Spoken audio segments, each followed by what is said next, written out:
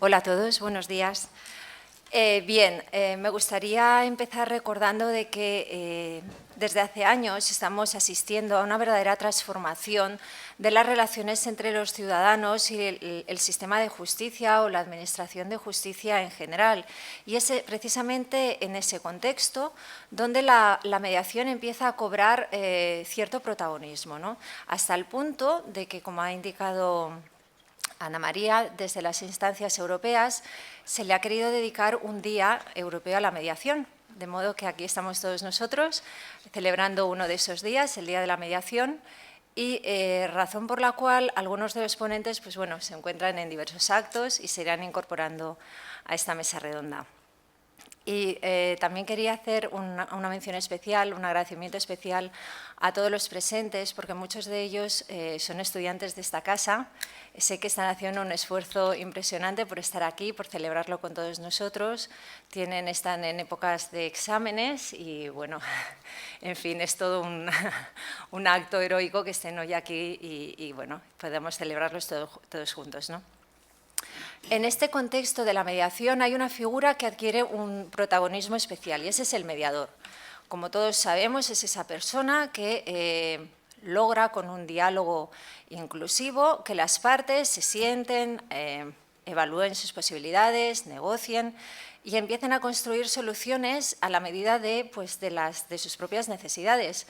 Y por eso creemos que la figura del mediador es clave, es crucial. Es decir, su formación y su profesionalidad es un elemento primordial que hemos entendido todas las instituciones que nos dedicamos a la formación de estos expertos y para nosotros es una prioridad en estos próximos años. Sabemos que hay muchas organizaciones, muchas universidades que están volcando grandes esfuerzos en esa formación. Hemos intentado convocar algunas de ellas hoy. Y no solamente la formación de ese experto, de ese mediador, sino de todos los operadores, de todos aquellos agentes que intervienen en el sistema de la justicia, porque pensemos que llevamos demasiados años resolviendo nuestras dificultades, nuestros problemas, nuestros conflictos como sociedad, en un contexto adversarial. Entonces, solo con la implicación de todos los agentes que participan en ese sistema de la justicia es posible un cambio de paradigma. Entonces, desde ese punto de vista, desde la conciencia de la importancia de la formación de esos expertos, estamos todos aquí. Y cuando hablo de sociedad, nosotros como sociedad no me estoy limitando, no me estoy refiriendo a nuestro contexto más inmediato. Pensemos que este problema es generalizado, es global, no nos es exclusivo. De hecho, y una prueba de ello es que organismos tan importantes como Naciones Unidas, de carácter internacional, llevan ya un tiempo volcando todos los esfuerzos en la articulación de recomendaciones, de leyes modelos para instaurar la mediación y la conciliación como una forma de resolución alternativa a la jurisdicción. Y ya hablando de las Naciones Unidas, por ejemplo, conocemos muchas leyes modelos precisamente volcando esos esfuerzos para la resolución de controversias tan variadas, tan diversas como pueden ser los conflictos en el área mercantil, civil, en los conflictos transnacionales, en los conflictos posbélicos, es decir, situaciones que se dan tras un conflicto bélico, en situaciones donde hay colectivos que padecen, que son especialmente vulnerables, como son la infancia, etcétera. Y otra muestra clara de ello es que en la actualidad está haciendo esfuerzos importantísimos en tirar adelante un reglamento. Es un reglamento que quiere regular la actividad de los ODRs, es decir, de aquellos proveedores de servicios de resolución en línea que están operando ya y que se acabarán implantando en el futuro. La preocupación también la vemos en muchas organizaciones que tienen una vocación de internacionalidad. Pensemos, por ejemplo, en la JAMS, en la CPR, en la AAA, en el ABA, en el IMI, el Instituto de Mediación Internacional. Todos estos llevan desde el año 2002 intentando autorregularse, es decir, crearse un marco de mínimos, de reglas mínimas de conducta para acreditar a sus expertos, para acreditar a las instituciones y para dotarse de unas reglas de conducta, unos códigos éticos que les permite llevar a cabo su actividad. Luego, obviamente, Europa no ha quedado al margen de todo este proceso. Lo vemos con este Día Europeo y vemos cómo desde el año 98, desde unos primeros pasos tímidos en el año 98 y en el 2001, donde, como todos sabéis, se aprobaron unas recomendaciones para regular los principios aplicables a estas modalidades. En el año 2008 se promulgó ya una importantísima directiva, que es la Directiva de Mediación Civil y Mercantil. Y tras esta directiva vemos también otras iniciativas legislativas no menos importantes, como es, por ejemplo, la Directiva ADR, dirigida a las modalidades de resolución alternativa en el ámbito del consumo, y luego un reglamento, paralelamente, que regula los procedimientos de resolución en línea, ¿de acuerdo? Es decir, procedimientos de resolución en el ámbito de consumo y que incluye en su seno la mediación. Luego también desde el 2004, creo recordar, nos dotamos de un propio código de conducta europeo y desde entonces pues, se han ido tomando una serie de medidas de carácter legislativo y no legislativo con esta intención, ¿no? Y con independencia además de numerosas iniciativas por parte de los Estados que se han querido dotar también de un cuadro normativo interno que regule la actividad de estos profesionales. Entonces, si analizamos y observamos todo esto, todo este desarrollo y todas estas iniciativas que se han ido tomando, vemos que hay como un elemento común, ¿no? un hilo conductor, una preocupación común en todos ellos, que es precisamente en asegurarse, garantizar una serie de circunstancias. La primera de ellas, que estos profesionales cuenten con una formación adecuada, es decir, que dispongan de conocimientos teóricos y prácticos adecuados. Y para ello lo que se ha hecho es intentar estandarizar o crear unos estándares, unos criterios objetivos que permitan acreditar a estos profesionales. Por otro lado, se ha querido también asegurar de que en su actuación estos profesionales actúan con honorabilidad, de buena fe, con plena disponibilidad en su actividad. Y, en tercer lugar, y no menos importante también, que en ese ejercicio de la actividad mediadora estos expertos respeten los códigos de conducta, las pautas éticas y los principios que tienen que regular todos estos procedimientos de mediación, ¿no? Total, y en conclusión, vemos que estas tres cuestiones que resultan primordiales inciden de manera directa en la formación, en la profesionalidad de estos expertos. Entonces, ¿y qué hemos hecho desde aquí, desde nuestro contexto cultural, desde España? Pues como todos sabemos, ya disponemos de una ley, que es la Ley 5/2012 de Mediación Civil y Mercantil, que fue un primer paso para introducir, para transponer la Directiva Comunitaria del 2008, de la que hemos hablado. Por otro lado, pero sobre todo, lo más importante es que esta ley ha permitido su desarrollo a través de un reglamento. Se ha aprobado recientemente un decreto que viene a desarrollar la ley. Es el reglamento de mediación y este reglamento sí que es el que nos dota de unas ciertas reglas organizativas, el que da carta de naturaleza a unos registros públicos de mediadores y de instituciones mediadoras y el que establece unos parámetros, unas pautas mínimas en la formación de los expertos. Este reglamento establece unos mínimos. Como todos sabemos, nos dice, bueno, vamos a ver, estos expertos ¿qué necesitan, qué consideramos mínimo para que estos expertos puedan desarrollar la actividad adecuadamente? Pues bien, que tengan una formación universitaria, por ejemplo, se les pide que sean poseedores de un título oficial universitario o bien de una formación profesional superior. Y a partir de ahí, ¿qué se nos dice? Pues bien, que han de contar con formación especializada. ¿Cómo se articula esa formación especializada? Este decreto simplemente nos dice la formación puede venir dada a través de cursos de formación, en los cuales, unos cursos que no tienen que ser de menos de 100 horas, de los cuales el 35% debe consistir en prácticas, ¿de acuerdo? Y a través de estos cursos de formación hemos de dotar a estos expertos de determinadas herramientas. Primero, un dominio en las estrategias, en las técnicas de la mediación y un dominio en lo que es el procedimiento de mediación.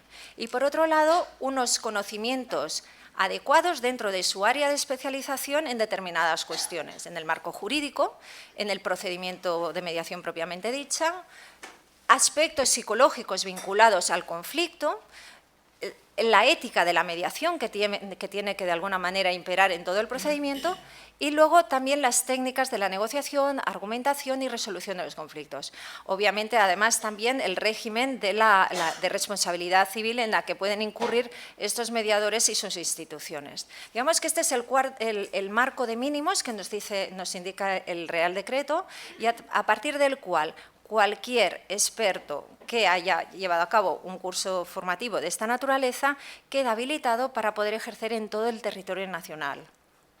Insisto en ello porque la habilitación es para todo el territorio nacional. Otra cosa es que después veamos que distintas comunidades autónomas han querido reforzar esos estándares o esos requisitos mínimos para poder acceder a sus registros autonómicos. Y un ejemplo de ello, claro, lo tenemos aquí en Cataluña, que se ha decidido que, bueno, que en esa formación general, en la parte general, pues en lugar de 100 horas le dediquemos 110.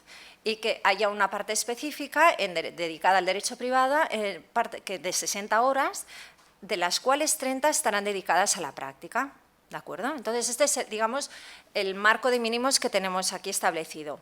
¿Qué hemos hecho desde la UOC? Bueno, pues hemos intentado ofrecer a nuestros estudiantes una formación de calidad. Es decir, apostamos por una formación de excelencia, porque consideramos que es la única manera de poder garantizar la consecución de esos objetivos o de esa apuesta nacional, europea e internacional que nos hemos planteado, ¿no?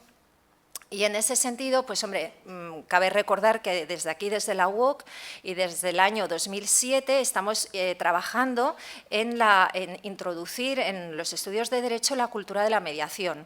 Ha sido un trabajo progresivo. Empezamos, por ejemplo, fue una de las primeras universidades que introdujo en su grado de Derecho la asignatura de mediación y arbitraje, y que cuando se inició el proceso de másteres para el acceso a la profesión de la abogacía, también introdujimos una asignatura específica para enseñar las habilidades y estrategias de la mediación y del arbitraje. Por otro lado, desde entonces, desde el año 2007, hemos impulsado y liderado proyectos de investigación vinculados a la mediación, fruto de los cuales uno de los primeros fue un congreso internacional en ADRs y ODRs, fue el primer congreso internacional que se celebró en España en esta materia, en ADRs y ODRs, y de eso podemos congratularnos, y fruto del cual surgió una monografía de la que son autores y partícipes algunos de los participantes en la mesa redonda, y que fue la primera monografía en español sobre esta temática. Se publicó en la revista IDP, la revista de esta universidad, Internet, Dret y Política.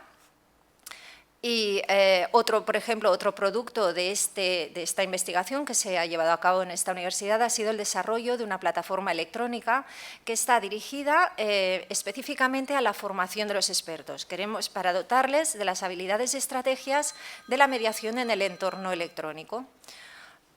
También desde la universidad, y luego supongo que nos explicará con más profundidad el profesor Viñamata, tenemos estudios dedicados a la conflictología, que es el estudio desde la vertiente más pública, y contamos con un máster en conflictología y una revista especializada. Y en la actualidad, pues bueno, estamos ofreciendo cursos de especialización en mediación civil, mercantil y concursal para la acreditación de estos expertos, y estamos impulsando además unos estudios internacionales, un curso de especialización en los ODRs, es decir, en la resolución de los conflictos en línea. A partir de todos estos programas formativos, desde la UOC, ¿qué hemos querido hacer? Hemos querido ofrecer una formación adecuada a la realidad de los tiempos y a las necesidades de los profesionales de hoy, que a nuestro parecer pasa porque tengan un buen dominio, estén familiarizados con las TICs, con las tecnologías de la información y la comunicación. Por otro lado, entendemos que un buen profesional debe tener unas cualidades comunicativas, relacionales y de conocimiento del contexto cultural importantes, porque es esa figura y la figura del mediador que con ese diálogo inclusivo, para conseguir ese diálogo necesita empatizar con las partes y necesita que las partes también desarrollen empatías. Y conocer el contexto cultural y social en el que se desarrolla ese conflicto para dotar a las partes de las herramientas necesarias para la resolución de cada caso concreto, ¿no? Y en último lugar, pero insisto, finalmente, pero no en último lugar, la formación en las TICs, es decir, la familiarización de todos nuestros futuros profesionales en el entorno electrónico. Y quiero insistir en ello porque es una realidad cada vez más clara. Es decir, nuestros mediadores en la actualidad ya hacen uso de la tecnología de la información y hacen uso de Internet continuamente en sus comunicaciones. Y muchos de ellos ya están introduciendo incluso todo el proceso de mediación en línea. Es decir, en aquellas situaciones en que efectivamente es útil, porque las partes o los propios mediadores no puedan coincidir en tiempo y lugar. Y en ese contexto es muy importante que estos expertos estén dotados de ciertas habilidades. Por lo tanto, desde aquí lo que intentamos es transmitir esos conocimientos, esas habilidades necesarias en una comunicación en línea, ¿no? Como sabréis todos vosotros, normalmente en esas comunicaciones en línea o en esos procesos en línea, muchas veces, la mayor parte de las veces, la comunicación es asíncrona, que quiere decir en tiempo no real. ¿Ello qué quiere decir? Que obviamente tenemos que tener un buen dominio de la comunicación escrita. Por tanto, desde aquí intentamos reforzar todas esas técnicas de la comunicación para que nuestros futuros profesionales sean capaces de transmitir en un lenguaje ligeramente formal y equilibrado, que sepan medir el número e intensidad de las comunicaciones entre las partes. ¿Por qué? Es importantísimo, porque eso evita la sensación de cierto escoramiento o de inclinación que pueda tener el mediador o el experto respecto de una de las partes.